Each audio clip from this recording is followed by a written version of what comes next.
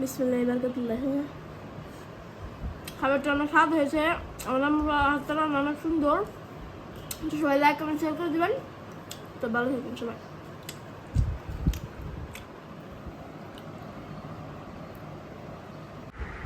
Hello, আসসালামু আলাইকুম। আশা করি আপনারা সবাই ভালো আছেন। আল্লাহর রহমতে আমরাও ভালো আছি। এই তো আমি আজকের আমার বাজারে থেকে কী এনেছি আপনাদের সাথে শেয়ার করব। ভিডিওটি ভালো লাগলে আপনারা লাইক কমেন্ট শেয়ার করে দিবেন, আর অবশ্যই একটি সাবস্ক্রাইব করে দিবেন।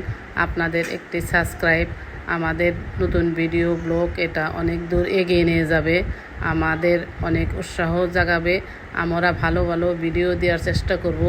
আপনাদের ভালো লাগার জন্য আমরা আরও পরিশ্রম করে আরও ভালো ভালো ভিডিও দেব।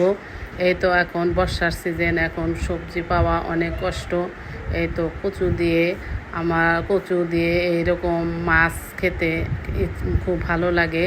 এরকম বাজারে থেকে দেখেন কীরকম মাছ এনেছি, এই মুরগি এনেছে, তারপর এই তো সবজি বাজার কিছু এনেছে। এগুলোই আপনাদের সাথে আমি দেখানোর চেষ্টা করতেছি, এগুলো শেয়ার করতেছি। এই যে এই মাছ, আপনাদেরকে এই মাছকে কি মাছ বলে জানি না, আমরা কলম্বো মাছ বলে, অনেকে বলে ঝাটকা মাছ। এই মাছ দিয়ে কচু অথবা কচুর লতা খেতে খুব মজা লাগে।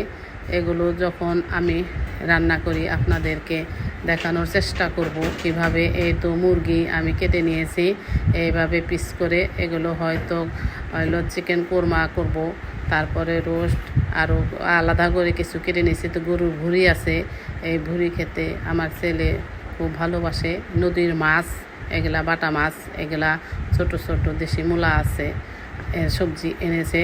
ওগুলো দিয়ে হাতে মাখিয়ে রান্না করলে অনেক মজা লাগে। এই তো এইভাবে আমি বাজারগুলো গুছিয়ে নিয়েছি। এই তো রান্নাঘরে আসলাম। এই তো পিস পিস করে কয়েক পিস চিকেন নিয়েছি, আলু, এগুলো এইভাবে আমি ভালো করে ভেজে নিব। ফ্রাই প্যানে আগে গরম তেলে সুন্দরভাবে ভেজে নিয়ে তারপর একটু মাখো মাখো করে ঝোল করে রান্না করলে পোলাও পানি খেতে ভালোবাসে। এইভাবে আমি রান্না করে নিব। আপনাদেরকে আমি যেভাবে রান্না করি ওইভাবে আপনাদেরকে দেখিয়ে দিলাম। আপনারা যদি আমার রান্না দেখতে ভালো লাগে অবশ্যই শেয়ার করে দেবেন। এই তো আমি ফোড়ন দিয়ে দিলাম, এলাচ, দারচিনি, তেজপাতা, জিরা গরম তেলে দিয়ে দিলাম। এখন পেঁয়াজ দিয়ে দিব। এই তো পেঁয়াজ দিয়ে ভালো করে একটু কষিয়ে নিব। আমি মশলাগুলো গুলে নিয়েছিলাম পানি দিয়ে।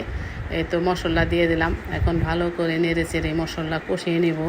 ভালোভাবে মশলা কষাইলে তরকারি অনেক মজা, টেস্ট বেড়ে যায়। আমি এভাবেই রান্না করি। আমার রান্নাটা ভালো লাগলে অবশ্যই, আমার ভিডিও দেখতে যদি আপনাদের ভালো লাগে অবশ্যই কমেন্ট করে জানাবেন। আমি আপনাদের মাঝে আরও নতুন নতুন ভিডিও নিয়ে আসবো। আল্লাহ হাফেজ।